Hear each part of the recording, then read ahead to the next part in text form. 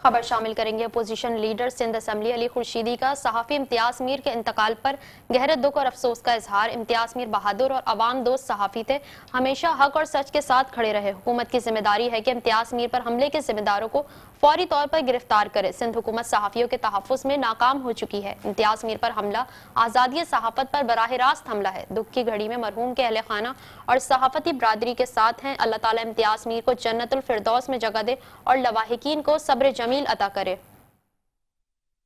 Opposition leader Sindh assembly Ali Khurshidi का सहाफ़ी इम्तियाज़ मीर के इंतकाल पर गहरे दुख और अफसोस का इजहार। इम्तियाज़ मीर बहादुर और अवाम दोस्त सहाफ़ी थे, हमेशा हक और सच के साथ खड़े रहे। हुकूमत की जिम्मेदारी है कि इम्तियाज़ मीर पर हमले के जिम्मेदारों को फौरी तौर पर गिरफ्तार करे। सिंध हुकूमत सहाफ़ियों के तहफ़्फ़ुज़ में नाकाम हो चुकी है।